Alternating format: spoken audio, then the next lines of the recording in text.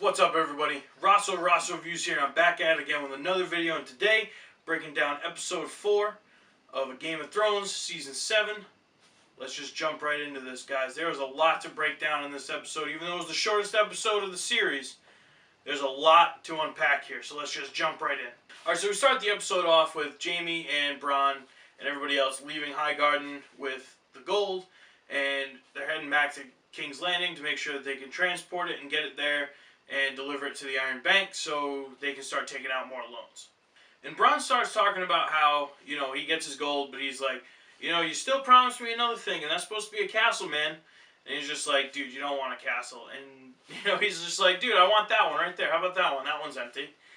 Talking about Highgarden, and Jaime's talking about baggage weighing you down because, you're rich and there's more stuff that you have to care about, and the upkeep and this and that. And, Jaime has a point, but at the same time, Bronn's not a known giver of fucks, you know what I mean? Like, Bronn, he's in this, or at least we think he's in this for, the gold and the money and all that other stuff being a sellsword.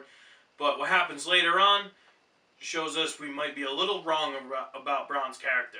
So next, Cersei and the banker dude are talking about how, the gold will be here soon, and, the banker dude is just a complete sleazy banker, and he's like, oh, well, we're going to miss your interest payments. Is there anything else we can give you money for that you can then pay us interest on? I think it's funny because they're going to bring this guy the gold, and then he's going to say, okay, what do you need money for? And just leave them the same gold that he was supposed to pay, that they were supposed to pay him with, as, because it's already there. But who knows? We'll see what ends up happening there. But I really like how this dude was just like, hey, we can fund things. We can do this. We can do that. And Cersei's just like, yeah, whatever. I'm really not trying to get into more debt with you, but I kind of need to, so let's do it. So next we get Bran creeping the fuck out of Littlefinger too. I mean, he's just creeping out everybody this season, so it's finally good to see that it's actually Littlefinger that's getting creeped out and start getting to be owned a little bit. The part where he's just like, oh, chaos is a ladder, and like Littlefinger's like, what the fuck? And then Mira comes in and saves him a little bit. But either way, Littlefinger, we know that he's orchestrated the entire War of the Five Kings.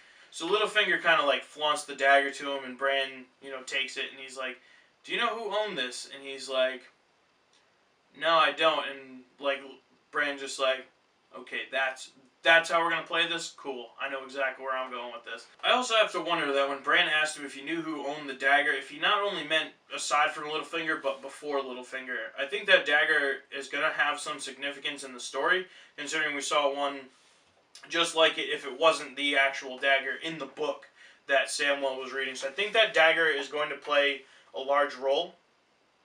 So I'm curious if that means something other than just Littlefinger having a connection to the dagger. And then Mira comes in to tell him that, she's leaving, and, I really feel bad because she basically gave everything, like everything that they went through together, and because of, Bran staying on werewood.net too long, he's basically lost all emotion, and, like he said, he's not Brandon Stark anymore. He's lost the ability to be Brandon Stark because of all the memories of everything else that he has now.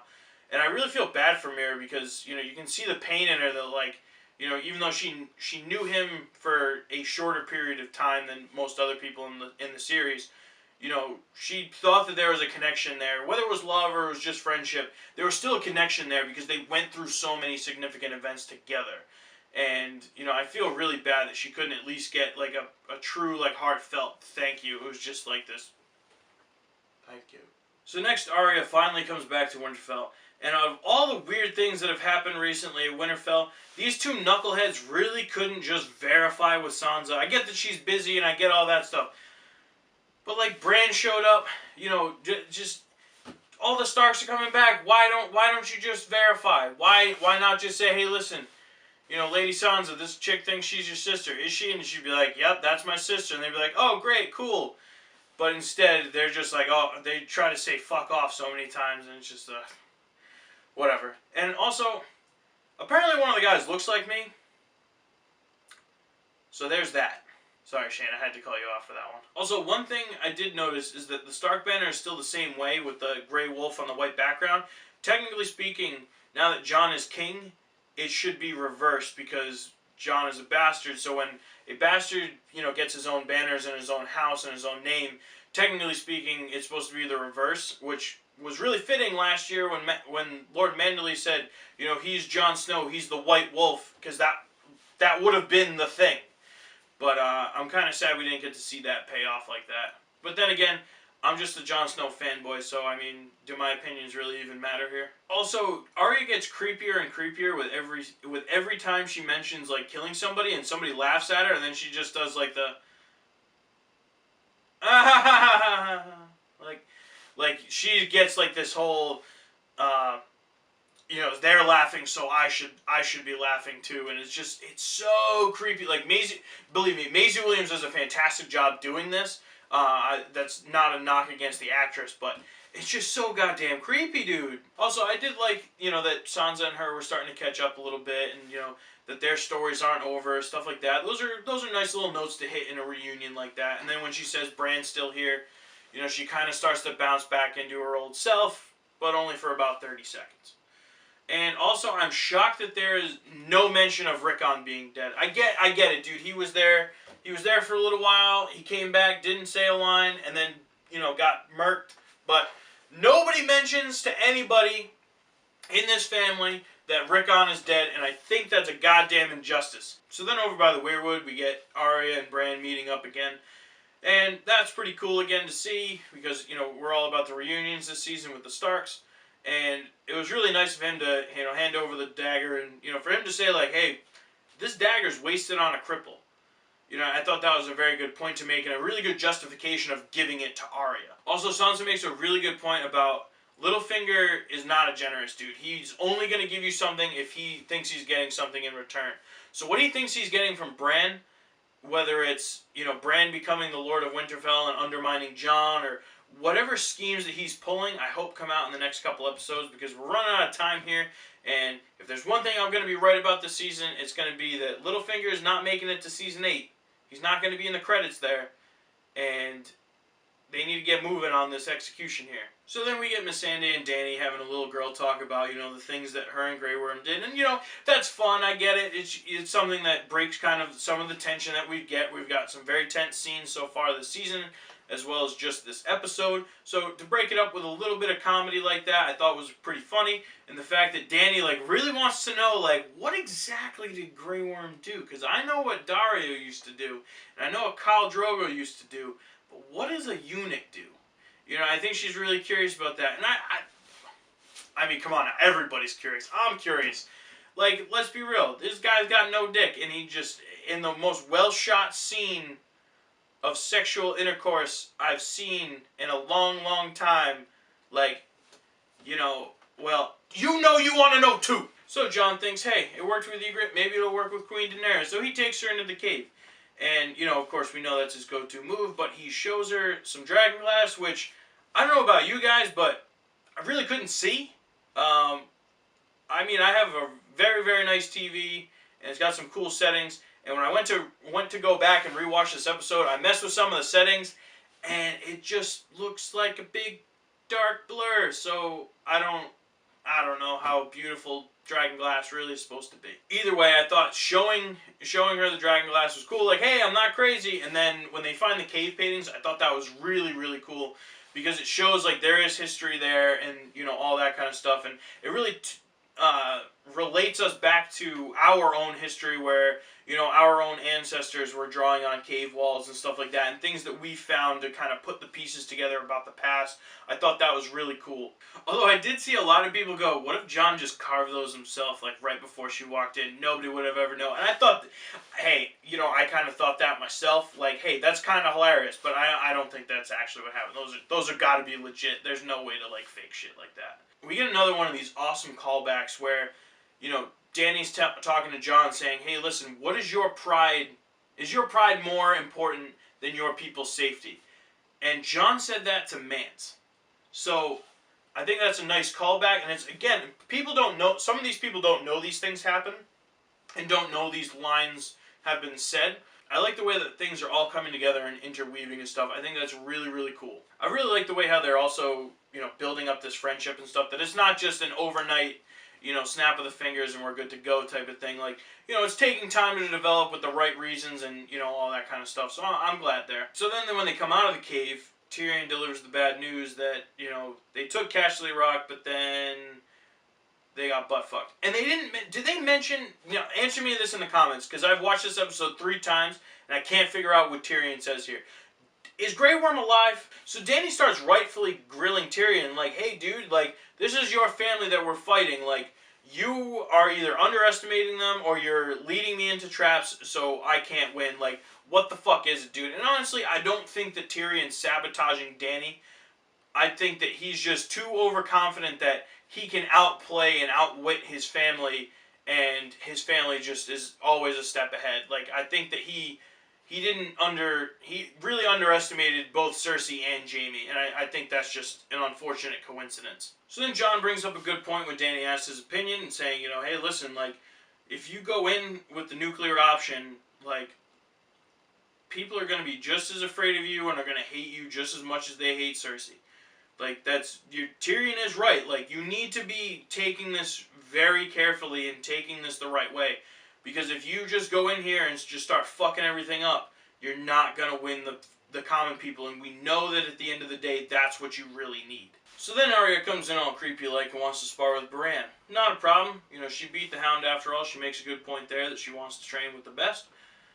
But my question is, why in the flying fuck is she using live steel? That's a dick fucking move. Come on now.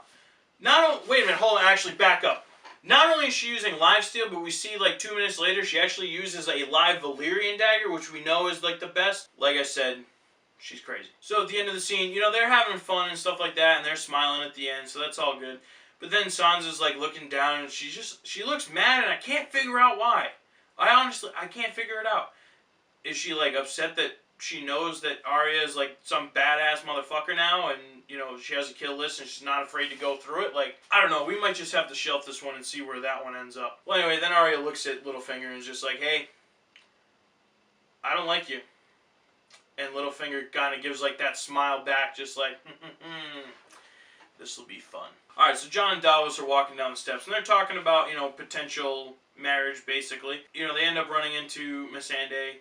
And Jon takes a little bit of Tyrion's advice here and starts to talk to Missandei about Daenerys and stuff like that to get a little more information about her. And, you know, Missandei's like, hey, listen, like, you know, we didn't choose her because of, she was the daughter of a king we never knew. Like, we chose her because of the things she did for us and stuff like that. And Jon's like, well, you got me there because that's what my people did for me.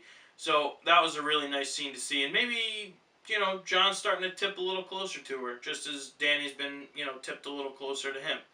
So, again, incest or not, kind of just gonna let this happen. So then while they're chatting, a Greyjoy ship comes in, and we get to see a reunion that I've been waiting for a long time, especially when those leaked photos came out from the set last summer. So Theon rolls up, and is just like, oh, hey, Jon, how's it going? You know, and then Jon comes over and is just like, the only reason I'm not killing you is because you what you did for Sansa. You know, I think that was really like the only redeeming thing he's done in this entire series so far. But I don't think his story's over just yet. So then when they say, okay, where's the queen? She goes, he's not here. And then that's when I know shit's about to go down. Alright, so then we flash over to Blackwater Rush, where Jaime and the rest of the caravan is. Randyll Tarly says, hey, listen, the gold's inside, so we're all good. We just got to get the rest of this shit in, and we'll be good to go.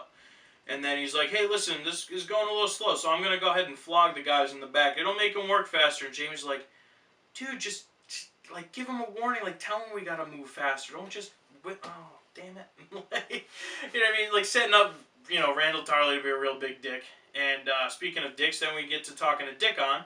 And again, Bronn laughs at you know, Jaime fucking up his name for the second time in a row.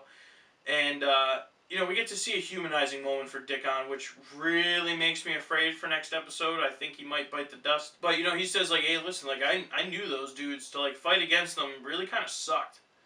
And Jaime's like, yeah, it does. And so then as they're talking, Bronn notices something's fucky. And then that's when you start hearing the Dothraki screaming in the background. And this was a fucking massacre. This was an absolute fucking massacre. Like, you know, they try to get in line and stuff like that, and then you just see them rush in, and you're just like, you know, Braun's like, hey, listen, you gotta go. You've gotta get out of here. Like, you're the commander. And Jaime's like, no, we'll hold him off. Like, I'll be here with my men. And I really like that about Jaime, that he stepped up and took that commander's leader, that soldier's general type of feel to it. But, this was fucking bad. So then that's when Drogon comes, you know, swooping out of the clouds, and Jaime, you just see the look on Jaime's face, and I'm just like, dude, I'm right there with you, bro. You are fucked. So, I'm not going to lie, I really don't have much to say about this, because it was fucking brutal. Like, I watched it 3 times now, and every time, like, I'm just like, damn, this is bad. Like, you know, we get very cinematic battle scenes in this series. We get, you know, the Battle of the Blackwater, Hardhome, the Battle at the Wall, Battle of the Bastards. We get very cinematic battles that do have some loss, but we've never seen it to this degree, where, you know, the Dragonfire is coming through and turning people into straight ash, and then we see them blow away in the wind. Like, they talk about the dragons being the nuclear option, and they literally went, you know, full nuclear for this. And I like that it was it was basically done from Jaime and Bronn's perspective. You know, that we were setting them up as the protagonist and Dany almost as the antagonist, even though they're both main characters. And the first time we've seen something like this on the show to this magnitude, where we have 2 very main characters go head to head. When Tyrion comes onto the battlefield and stands up on the hill and starts watching it, his look really, like, shared kind of my own sentiments of watching it. It was just like, I get these people are set up on one side to be the bad guys, but they didn't deserve this. You know what I mean? Like, if they're gonna die, that's not the way they deserve to go out. And it's just, you know, you can see the pain in Tyrion, just like, this is exactly what I was afraid of. This is exactly what I was warning against. When the Blood Rider is just like, your people can't fight, it's like, dude, this isn't a fight. This is a fucking massacre. Like, you have a fucking dragon. Like, they really, I don't think it was really the Dothraki that these guys were terrified of. It was the motherfucking F-16 that's flying overhead, fucking lighting everything on fire. Like, you try to fucking fight with that shit going on. Like, let's be real. But, you know, we've always said that don't meet Dothraki in an open field. And, you know, this was kind of an ambush, so they really didn't have a choice. And you really see the Dothraki excel here. Like, so they're riding in, right?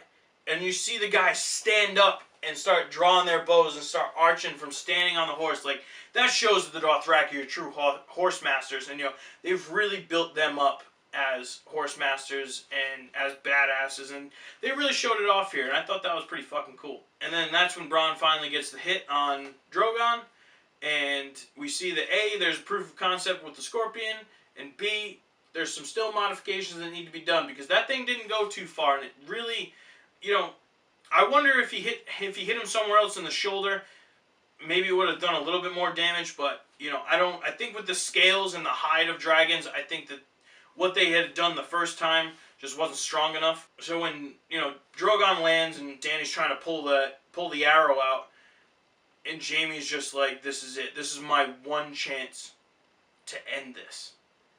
And Tyrion's just like, don't you fucking do it. He knows his brother, and I'm just like, oh god, Jaime, don't do it.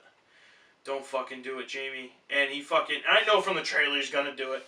And he just rides in, and you're hoping for the best, and you're just like, shit, is he actually... There's no way he's going to nail this. And then Bronn comes out of nowhere and just tackles him over. And I saw somebody online say that they thought it was Tyrion. And I was like, what the... So you're trying to tell me this dude ran over there, ran all the way over there, dropped his little pocket trampoline down, jumps up and kicks him off, like, punts him off the horse into the water?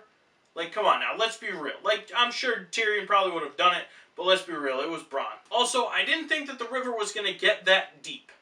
You know, because he's running right along the edge of it, and then about 4 feet forward, you know what I mean? That's a pretty steep drop. But hey, weird things have happened in Game of Thrones. One thing I do want to say about this battle is I fucking hate that the gold made it back to King's Landing.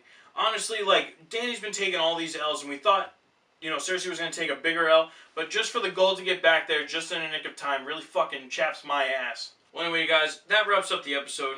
We're more than halfway done with this season already, and before you know it, the season will be over, and we'll sit in here and be speculating about Season 8. Well, anyway, guys, that about wraps it up for today's video. So make sure you hit that like and subscribe button. Make sure if you're new, you hit that little bell notification so you get a notification to your favorite mobile device anytime I upload a brand new video. And then, other than that, guys, Rosso, signing off.